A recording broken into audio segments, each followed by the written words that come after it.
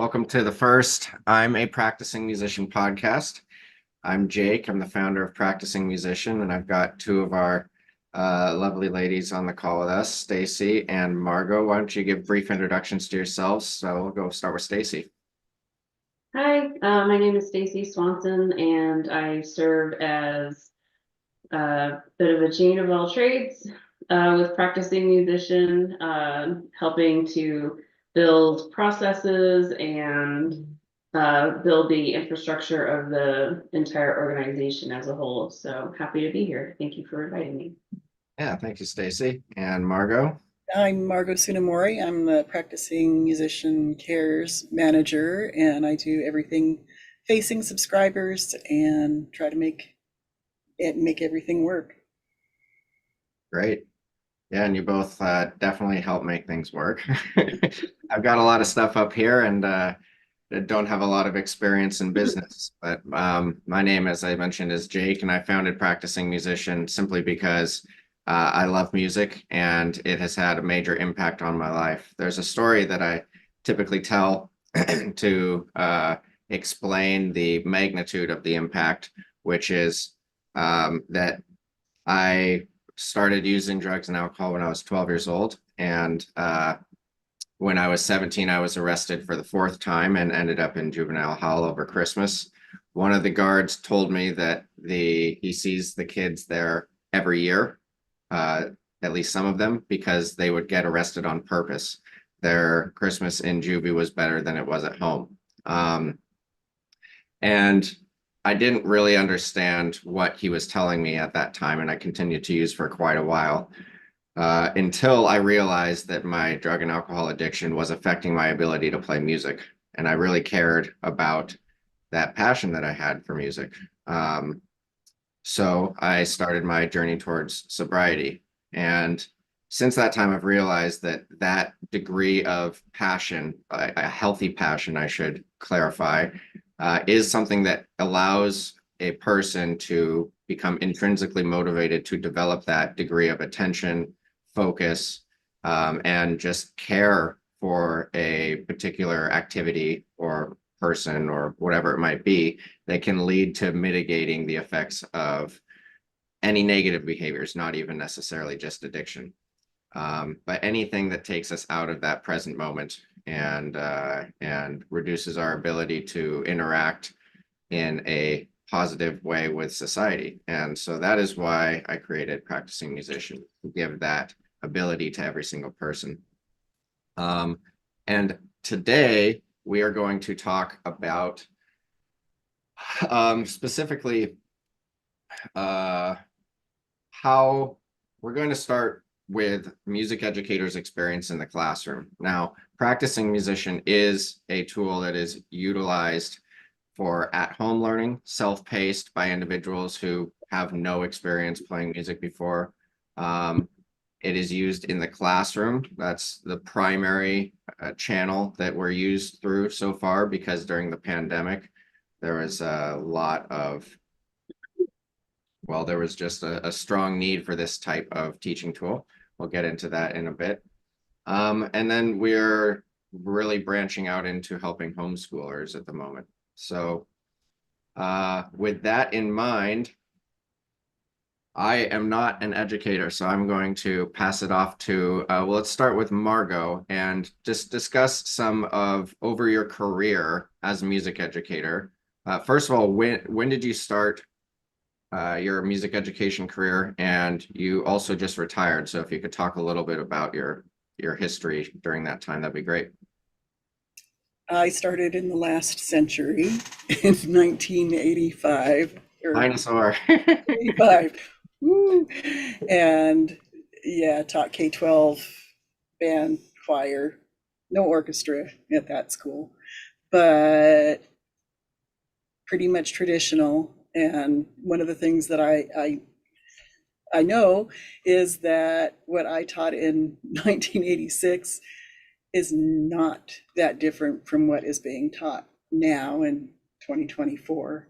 Hmm. And the musician is going to help fill that need for a little bit of change. I did teach in elementary for the most part. I assisted with some of the beginning band students at that time, and that was really hard because my school was clear across town from where they did band. So my kids who were on the wrong side of the tracks didn't always have a ride or the ability to get to a practice, especially in the winter, and didn't have that stimulus to be practicing at home that other kids would have to be able to keep up, not being able to make it to all the practices. I have retired. It's year 6 now of retirement. I've been subbing for the last few years, and mostly I sub at music classrooms and all levels. It's, like I said, that's why I kind of know that things have not changed a whole lot since when I was there. The biggest difference is instead of listening to a vinyl record for the examples of the music, we now have it on digital. But it's the same. We're still doing the same things, essentially the same way. Can you elaborate on that a little bit? Because obviously playing an instrument hasn't changed. The technique's the same for all the instruments. The sound is the same. So what is it exactly that hasn't changed? Is it the way that you teach? Is it the tools that you have to teach? It's the utilization of what is out there to teach. We did not have any of the YouTube stuff way back in my day, which still, like I said, it's not being utilized as much as it could to help, especially those rural kids and like my kids on too far away to be able to attend every rehearsal, to be able to keep up with everybody else.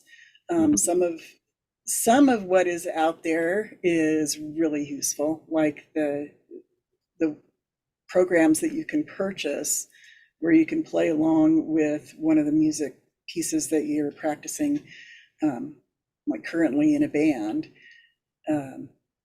Those are really helpful, but with districts that don't have the money to purchase that for every student, that's not something they can do. Yeah, the fact that we have the technology, we can rebuild it and make it better. That's a $6 Million Man reference, but that's way too early for most of you. Yeah, we have the technology to be able to help kids who are behind or are starting late or have moved and are in a different place, but it's not being used. And part of that is because of the financial burden that it places on either the families or on the schools. And school districts do not fund music as well as they fund some other things. And that, I think that is getting worse after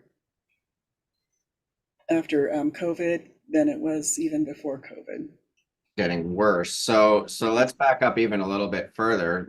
So that's what people aren't necessarily using now, but that didn't even exist. No. A decade ago. It didn't need, like, the very first real software that came out, I believe, was in 2002, and it really didn't take off until maybe 2012, 2013 or so. What was available before that time? What were you using? Methods books. Books. Just books, and go home and practice this book. Some of them had like a cassette that went with it, or a CD later on, a CD that went with it. Yeah, when I started, it was one of those little plastic flimsy vinyls you could put on your record player and play along with, which is super helpful. But there's like no accountability. It's just go home and practice. Either they do or they don't. There's no, I mean, like in any of the books that you open up, any of the methods books, there's not explicit instructions on how to put your instrument together. Or, I mean, some do, but if that's something that I did notice, if the person who is teaching is not sure about how to do that with every single instrument, and they don't take the time to check every single student, there's going to be some big holes that are going to create problems in the future with like maintenance of the instruments. And that I saw in subbing, I saw that a lot as a clarinet player. Reeds left on the mouthpiece with, fungus growing on them because nobody ever told them take off your reed. Mushrooms are good for you though, right? That's you wanna eat mushrooms? No, not that type. Okay. No, no. Yeah. Well, so that's really interesting though. So for people who aren't music educators, I've heard this from a lot of educators. Method books are still the primary tool used. And just think about this for a second. You're learning how to make a sound on an instrument, and you're using a book which doesn't have any sound. And Margo did say that there were vinyl or CD with some of these, but just think about that you're taking an abstract symbol and trying to create a sound that you have no reference for what that sound should be by looking at pictures of where your finger should be placed on the instrument. It doesn't make a whole lot of sense, and it is actually still the primary teaching tool because, like you mentioned, Margo, there's some apps that you play into your computer and it'll give you feedback on the sheet music, but it's not teaching you how to put your instrument together. It's not teaching you No. the technique. None of that. Yeah. And that was another thing during COVID, my daughter was using one of those apps, and that was partly how they did their grading because there was no way to have live streaming bands where they could play together. So they had to do separate practices, and they used this program that would calculate mistakes. And yeah, it was not very accurate. It was not very forgiving. If a dog barked in the background, that was like, oh, that's really sharp. So things were not as helpful. I mean, it was helpful to have something to play along with and to guide, but it did not give them the learning part. It's just like when you're in math class and they give you a worksheet and you don't get it and you're supposed to go practice it or write them out, do homework. What good does it do if you keep playing it wrong over and over and nobody tells you this is what you're doing wrong? Well, I think the real question is, do you go and tell the dog that it needs to get in tune? Absolutely, you have to crank its tail a little bit. I get yeah, to crank the tail. Okay. Well, thank you for sharing. Stacy, I know that you were also a music educator for just a few years before you got into more of the retail space, but could you did you have a similar experience to Margo when you were teaching, or was yours a bit different? Yeah, I mean, from my experiences, as a beginner teacher, it was primarily the use of a method book to help teach your concepts. Those tended to come accompanied with a CD that either had, example of an individual playing the instrument or largely background track, so that a student could practice at home with some sort of background to keep the steady beat. Mm-hmm. Most of my experience is kind of in the realm of private lessons. I was actually a private lessons teacher for longer than I was a public school teacher. Yeah. And this kind of the state of lessons and how they are instructed are very similar, if not even a little bit more antiquated, and that's probably not the proper term for it, but one has to consider if someone's taking violin lessons or flute lessons, yes, they may incorporate a method book, and oftentimes those method books have been around for so much longer than a band or an orchestra school method book. I remember taking and then teaching bassoon lessons for a number of years, and the book that I learned how to play bassoon on was then the book that I used. That book is probably a century old. And so with that also comes, how the lessons are conducted. So traditionally, private lessons can go anywhere from 30 to 60 minutes in length. And kind of the way that it works is, if as your skill increases, then the length of time in your lesson increases because you're playing increasingly difficult material. Mhm. And so that length of time is obviously a commitment that the student would have to make and the person driving the student would have to make. And then the way that lessons are assessed is purely oral. It's student plays for the teacher.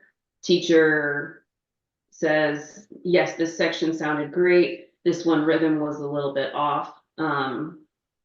So there's no real method of assessment that a parent could, log in and go see the progress of the student. In fact, it could even be as simple as the teacher is writing an assignment on a post-it note and putting it on the page in the student's book. The parent 9 times out of 10 is not a player of the instrument, and so if there's any questions that come from the lesson or the classroom to home, there's very little chance that the parent is going to be able to help to support the student at home. And so, I taught private lessons for a very long time before I transitioned into the music retail space. And even then I was still talking about lessons and signing up students for lessons, and then eventually became a coordinator for lessons for a major company. And,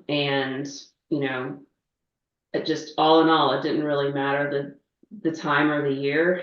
It's always been, a traditional classical use of materials, assignments, kind of written down, and not a lot of way for the parent to interact or to help support the student if they're not a player of the instrument themselves. Yeah.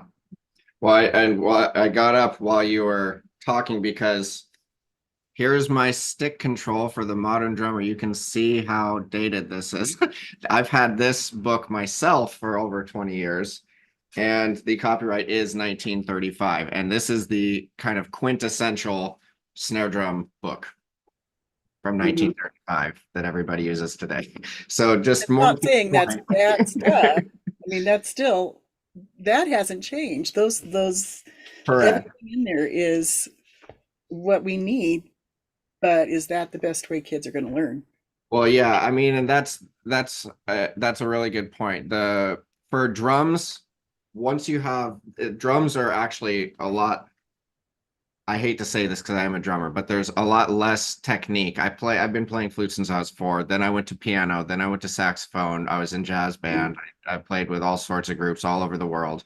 And drums just, while there are increasingly advanced techniques to get started out, it is here's the fulcrum, you put the sticks there, and then you use your fingers and wrists, and it is easier to figure out because you don't need to know I need to put my specific fingers in this specific position to make this specific noise, and I need to have this specific embouchure at the same time, and I need to have this specific airflow, and it's much more complex for the other instruments that I play, at least. But Stacy, you brought up some really good points with private lessons. One of the things that I've noticed, because I taught privately for quite a while, is just like you mentioned, having that time between lessons where parents, if they do not have a musical background, they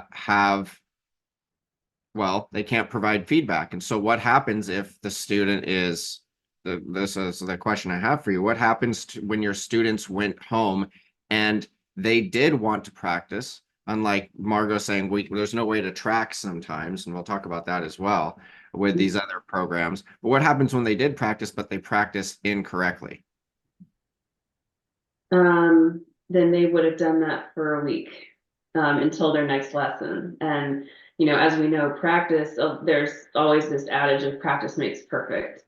And, practice actually makes permanent, whether that's, the correct technique or the incorrect technique. The more you practice it, the more that technique is going to be ingrained. And if there, were a question, or if the, student was having difficulties, then that would, as most music students are minors and they don't really have a way to contact their teacher, whether it's, privately or through school, then that communication has to go through the parent or the guardian of my child's having a hard time with X, Y, and Z. And if 9 times out of 10, the parent isn't a, musician or a player of that instrument, again, how do you convey what the issue is when you don't have a background in any of it at all? Yeah. I always, with my daughter, I'm probably going to be about at the point where I can't help her with certain subjects anymore. And then I'm going to have to somehow be this advocate of, hey, teacher, she's having a hard time with this. But at least I learned it at some point. If you've never played a musical instrument, then you have no basis for what, to even frame what your question is. Yeah, well, and that's a good point too, because there are currently about 56 million students in the United States, and we know there's about 15 million students in music programs, but a lot of those are in general music or in choir. And so there's probably about 10% of the population, student population, enrolled in a concert band or strings program. And that's where, Stacy, you're getting that 90% of having never learned an instrument and not having a reference. And let's say one of the things that I've noticed is if I'm a parent, in a hypothetical example, well, I am a parent, but actually, so I can use a real example. There we go. So I played flute and saxophone, piano, and drum kit. My daughter is learning violin. So those techniques are obviously different, but the theory is actually different. It's not even just the techniques, the actual theory is different. The symbols on the page, the different things that you read are different. And part of this is, we don't have to get into this because it's really in the weeds, but because of the transposition of the instruments. And I mean, I've been a musician since I was 4 years old, and I still don't understand why they did that.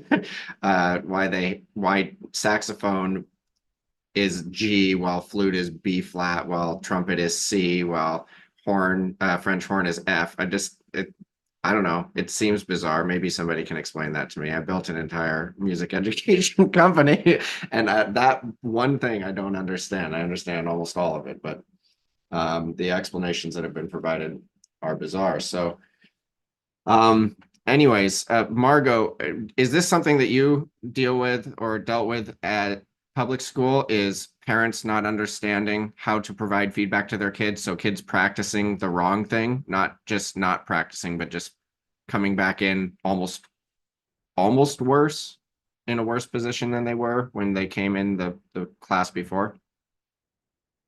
To a degree, yes. Mostly if their parents can't help, they just don't practice. Yeah. Or if their And parents aren't urging them I was on. going to say the primary difference between a school setting and a private lesson setting is the duration of time. So some band classes meet daily, where if there is an improper technique, it could be kind of quickly, assessed or heard. If there was a, rhythm being played incorrectly, again, every school system is different in the frequency in which their music programs take place. It could be daily, it could be every other day, could be 50 minutes, it could be 90 minutes. So that's all variable, but there is some level of regularity with the way that students are learning music at school. Again, typically it's going to be once a week for 30 to 60 minutes. in a private lesson. I don't know many that are taking private lessons multiple days a week. So what is, what the instructions or what comes from that lesson, there's an entire week that goes before that issue could be corrected, unless there's some sort of intervention or communication to the teacher, like in between that time.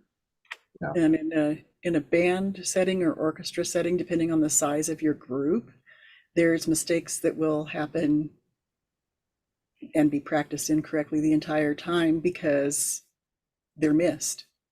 They just, you don't hear that second clarinet in the very end of the row that is playing incorrectly, or maybe they're not playing at all and just pretending, and you don't know that unless you've built into your practices some sort of checks. And depending on the time, some of those just don't happen, and kids fall through the cracks, and then they're like, I hate music, and they can't explain why, and it's because they weren't nurtured in playing correctly. So everything is hard and everything is wrong. And that's, that is not blaming teachers at all, because it happens. Kids are sneaky. They can fake through all sorts of things, but the individual accountability takes time. Well, it's a dynamic of the music classroom as well. I think these are really good points. When I like I said, I've never taught in a public school setting, but I did go in every single class for an entire year when we were beta testing practicing musician. And for example, Seattle School District has one 30-minute class per week. And Mount Vernon has 3 90-minute classes per week. That's a whole lot. That's very different. But the other dynamic there that you're both speaking to is Seattle schools are much smaller classes, 20, 30 kids typically. There's 72 elementary schools for 35,000 or something kids. So it just is smaller. That's about 500 kids, 600 kids on average at the school. And band doesn't start till fifth grade in Seattle. So that's only 2 out of 7 grades that are actually potentially doing this. So 2/7 of 50. And then you have multiple different bands and multiple different orchestras. So it's just a smaller class. In Mount Vernon, there was 90 kids. There's like 85 kids.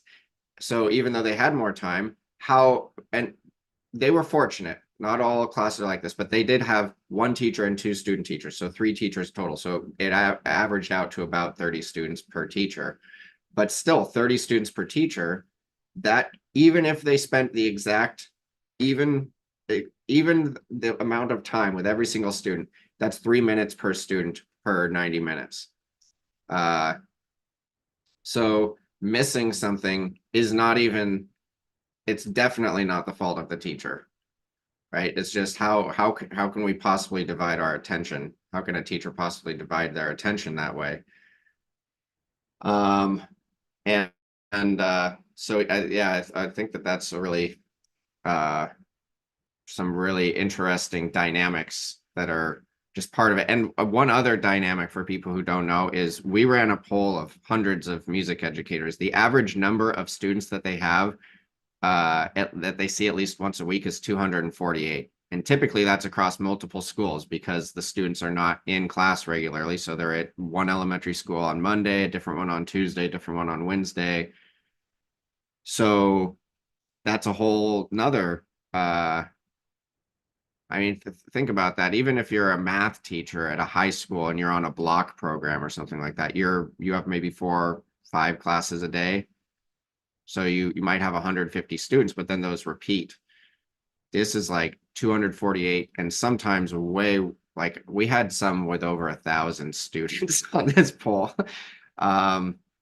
So how do you, it's just not possible if you're thinking about 40 hours in classrooms, which it's not even that much. It's probably more like 25 to 30 because of lesson planning time and whatnot. How do you reach each of the students on an individual level Well, the answer is clearly that you don't. So then I think this is a good place to transition into what happened during the pandemic that spurred innovation, because what is this innovation is making that personalization possible, which was one of the reasons for founding Practicing Musician, one of the reasons why we have so many people working on this. But I'd like to hear from, let's start again with Margo, since you were freshly retired from the profession at that time. What was your experience as the pandemic shut schools down, and you were talking with your music educator colleagues and whatnot about what they were experiencing, and you were experiencing it yourself as a sub? Yeah, I didn't sub then because there was no such thing as subs then, which that was interesting too. Yeah, but I did have my daughter at home who was in choir and band and marching band. Mhm. Yeah. So it took out the element of obviously in-person teaching. They used programs, they still had to learn their music. And in that way, I think it was good that the instructor was able to do some individualized assessment of each student, even though I didn't really appreciate the program they used all that much, but he did understand that there were some flaws in that system. Mhm. So it went from everything in group, and obviously kids were being lost in the shuffle, to online assessment. The biggest problem I saw was in beginning and correcting with techniques and things. He didn't have the individual one-on-ones with the kids to say, okay, you need to make sure that you've got your embouchure set before you start playing. It was more of just, this is your grade for this exercise. Yeah. Because even though they were still on a schedule, it was there was no room in the schedule for that kind of thing to happen. The kids were on their schedule and having to log in at particular times to each class. And that, I think that created one of the issues. A lot of the kids got jobs during that time, the kids that were able to. And so their practice times were whenever. And to some extent, they took advantage of the online part and being able to assess the kids whenever the kid was able to make that recording. But then that was let go. Did that make sense? Yeah. It was like a positive thing, but it was dropped. The feedback wasn't as good. So getting the online assessment was wonderful. Having the feedback was not so great. I am not even sure how they managed with the beginning kids. I know that obviously the instrumental program went down in numbers for those kids because it's almost impossible. Yeah. Well, so help me understand a transition here. Because we were talking about how pre-pandemic method books not really a way of tracking student progress. All of a sudden, there's a way to track student progress, it sounds like. What was that transition, and how did the teachers make that happen? They got money. That was, I mean, Finally. seriously, that was about the only thing. With like, I don't know what exactly happened with beginners. I didn't have a whole lot of information around that with method books. I know they were still purchasing the method books and still using them to learn. So I'm assuming that it was probably done with like instruments maybe. But I know it was, pardon my I don't know, not political spin, but my bias here, but it was throw money at it. We've got a problem, let's throw money at it. We'll buy you this program that will help you. And it did. It gave them that online platform to be able to assess their students. But I don't think they use it anymore. Well, so, and for people who don't know, part of what happened was there's this giant amount of funding called ESSER funding. And the first amount that was passed was 13.2 million. Then it was something like 54 million. And then the next one was 122, sorry, billion with a B. Way more than million. 13.2 billion, then 54 billion, then 122 billion. And this happened within 1 year. To put this into perspective, Title IX, is it Title IX or Title IV? I forget, but it's essentially a grant provided by the federal government that can be applied for, and it is renewed on an annual basis. And that amount is 1.9 billion. So there was almost 100 times the amount of funding. And so yes, there were programs that were available. What happened then when the funding dried up? We go back to not having that. Well, and that was the big thing, is we're going to go back to normal again. It's like, no. Let's learn from what we did. Let's not keep normal. Let's say, gosh, some of these kids really did flourish being able to use these online resources, and they had a blast playing along with the tracks because they hadn't been doing that before. Mm-hmm. And then it's gone. Yeah. Thank you. And then Stacy, you were managing some different projects at that time. What was your experience in how music educators transitioned from almost overnight, like using books in person, to now we need to figure out how to teach in an online format?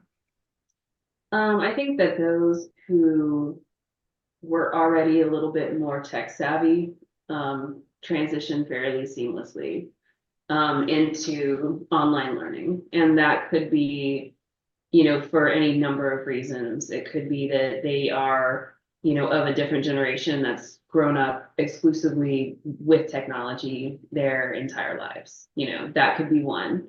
The second could be that, their school district already had programs that were available that maybe weren't being used, but they had them. And that those could be used at their fingertips. In terms of private lessons, that was pretty straightforward because you can conduct a Zoom lesson, or an online lesson fairly easily. And so if you are, you're running your own business, which is your studio, and you've got, 20 or 25 students, that's just communication that, hey, we're going to flip to this while we're in lockdown. Here's the details, here's the day, here's the time, here's the link. I'll take my payment instead of a check, or cash, I'll do, Zelle or an online payment method. So again, there were some aspects of music education that at least from my observation, were able to kind of go seamlessly into this. But to Margot's point, I think a majority of of educators who are not accustomed to incorporating technology into their classrooms, there was a bit of a learning curve, in order to get, set up and learning how to use Zoom. I actually don't think I'd ever used Zoom myself until COVID hit. So, getting used to all of that, getting their feet kind of firmly placed on their new virtual classroom. Mm-hmm. I will say from a positive standpoint that I do think that having to shift the way that we thought about music education during that time really inspired a lot of collaboration between teachers. I, personally am a part of a, online Facebook group that it seemed like overnight had 40,000 teachers from all over the world in that group, just sharing what I'm having a hard time with this, and having, teachers from halfway across the world, give them, tips and tricks, to help make their classroom a little bit more successful. I also observed, in addition to that, active collaboration about music education in real time. I did see innovation in terms of the curriculum that was being taught. If it's elementary school and playing, you can't play the ukulele or the recorder.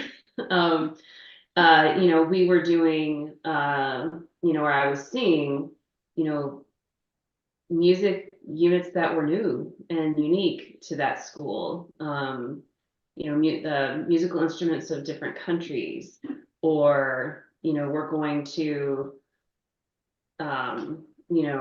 play a virtual concert, and do all this, that, and the other.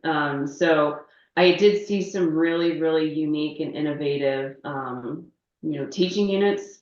And then again, from the collaboration standpoint, once one teacher creates it, they share it with the world, and it inspires others to rethink the way that they were at least teaching during that time. Yeah.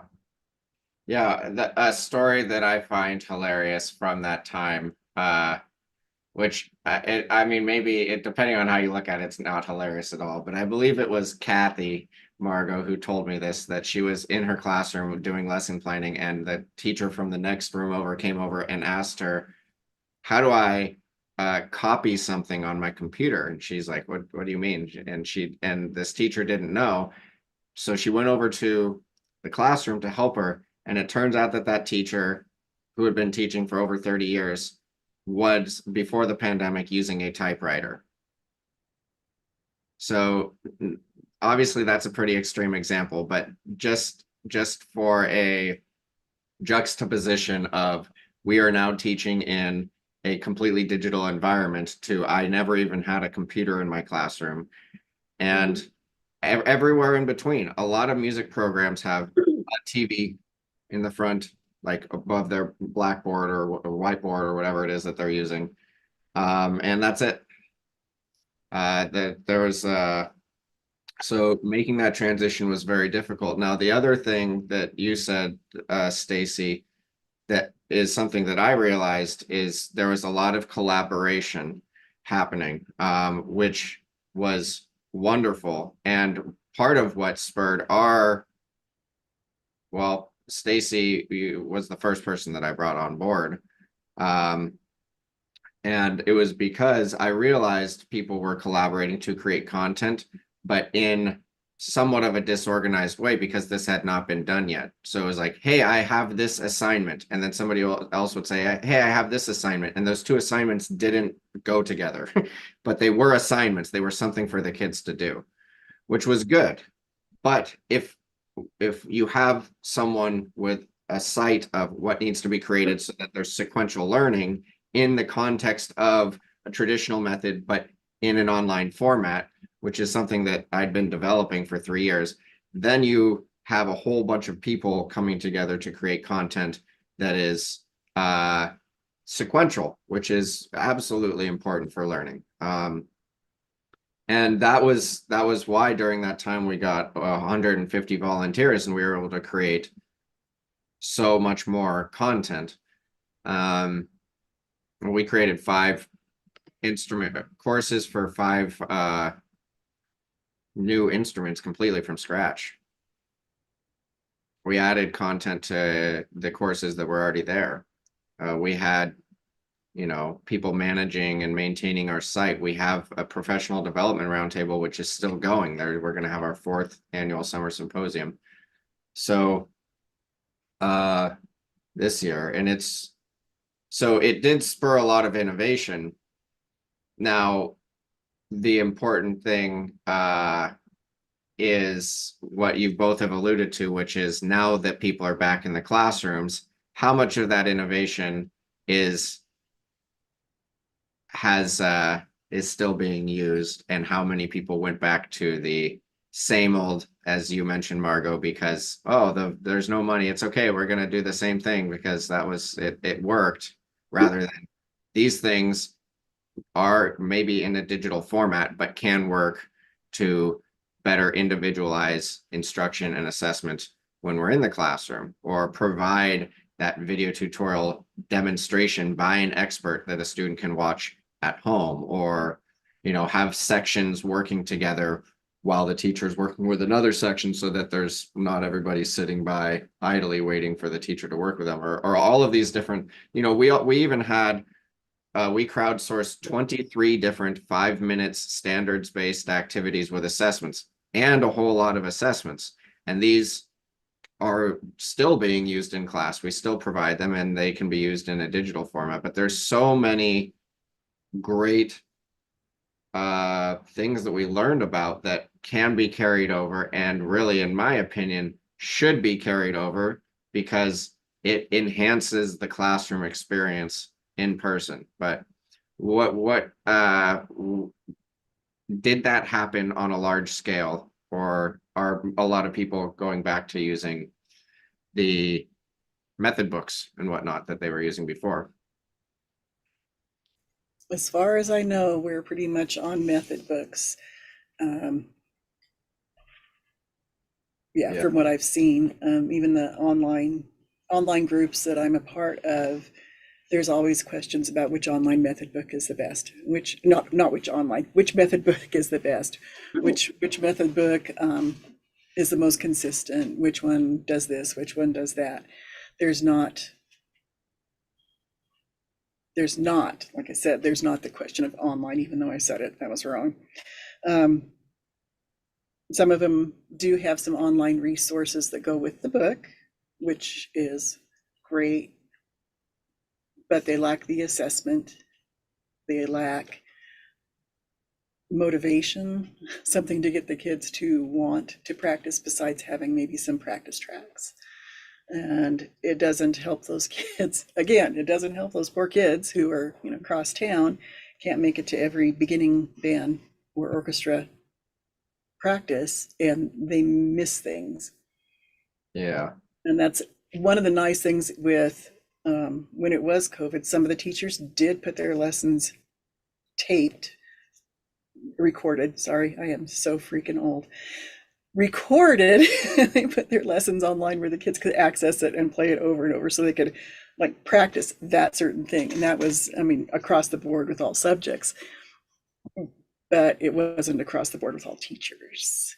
And then I don't know that they're using that much. There's some I know that still are doing it, but our district overall has moved away from anything digital, any at-home learning provided by the district.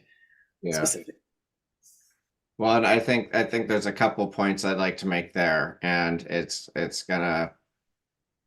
my goal is to forward the profession of music education. So if there are companies that feel like I'm tearing you down, I hope that you look at different ways to improve what you're offering. Just to be perfectly honest, but utilizing an online component to a method book doesn't make sense for a couple reasons. One, clearly that's just a way so that then you can sell method books, because you can't reuse the method book every year. So now you've figured out a way to charge people every single year for something that could have been used for decades. The second thing is that that's disjointed. Just have an online thing. Why do you need the method book? Why, like, it's just come on. Like, kids are gonna, it's to make it harder to learn for the kids. The more barrier to entry, the less kids are going to engage. It's just a fact. So let's not do that anymore. Let's make it easy to participate in music. And yeah, the tracking component is really key. I think that one of the main, which we didn't focus on today, but we should have probably a whole podcast about this and bring Fred on, is that the standards and assessments were re-envisioned in 2014 under the name National Core Arts Standards, and no one is following them. So if we wonder why there's not funding for music education, I don't know how anybody could wonder how there's not funding for music education, not sufficient funding, because nobody's following the standards. The methods that are available, the software that's available might follow one standard, maybe two, but not all of them. So what incentive are we giving the government to provide additional funding to our programs if we can't even show indications of student progress in alignment with the standards? It's been this way for since the late or early 90s when the original music standards came out. And again, that's like a whole podcast worth of the history of the standards and what has not happened, despite efforts.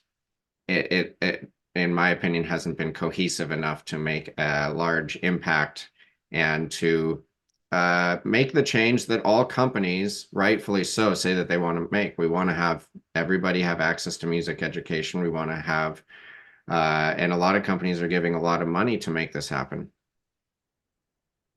So why hasn't it happened? I mean, we got to ask that question. Why aren't we asking that question? It seems like a pretty important question to me. Where's the money going if it's not going to further that particular cause? Yeah.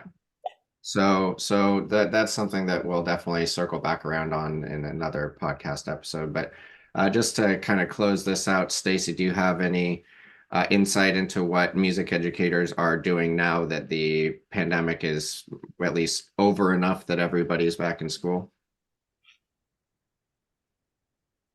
I'm not sure that I can speak to that, but I can speak to my experience as a parent of a learner from an academic standpoint. So I know that we were kind of discussing how we just kind of went back to, our previous normal, in terms of, certain components of instruction or curriculum. I guess I could say proudly that in my child's school district, we don't have books. We don't use books. Each child has a computer. It's a mixture between paper exercises and assessment and online exercises and assessment. My daughter knows how to use programs like Google Slides. She knows how to create videos and send to her teacher. She knows how to email her teacher. So I would be remiss to say that this type of communication and this type of learning is probably already available in many school districts, and that the academic teachers, those that are teaching math and reading and social studies, science, history, they're most likely doing this Well, already. that's actually what you made me think of is you just said everything except for music or any other art. But it does your daughter have a program that she's using for music? No. Yeah. Okay. So that's I think important for listeners to understand is while there are certain feedback applications, but as Margo, as we've been talking about, they don't teach you how to play. There's no demonstrations. And then there's some that like you could go on YouTube and learn how to play, but then how do you organize that in such a way that you can utilize it in an ensemble setting where you've got clarinet and alto saxophone and percussion and tuba and French horn and 11 different instruments that all have to learn the same thing from their different theory and technique perspectives and come together to play together every single day. Well, yeah, YouTube doesn't provide that. There is not a service that provides that. And so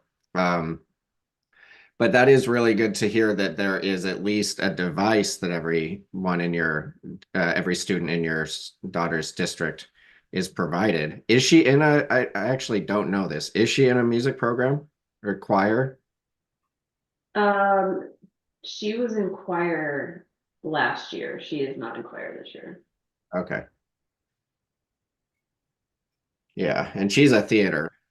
She's in theater, right? She's more of a musical theater Yeah, type of soul. cool. Thespian. Yeah. She's pretty good. She has a resume, as you know. Yes, very nice. Well, so I think the conclusion here is just in a brief hour-long history of music education over the last 4 decades or so. Really, the direction that we are unfortunately heading is the pandemic spurred a lot of innovation, and there's some of that innovation has stuck, and a lot of it is, well, we're back in class, let's do what we were doing before. That is what practicing musician is working to circumvent as quickly as possible. We have a lot of volunteers, we have a lot of users on our site, we have a lot of people waiting for increasingly advanced content. And we have partnerships with school districts and that will help us get our site to the next stage so that it is even more useful and has increasingly advanced content. We're also starting to work with homeschool organizations, and really it is not about what we want to build, it is about what teachers want to use, which is why we're partnering with these organizations. What parents want to use for And what kids learn best with the how way kids learn those best. That's the foundation. Yes.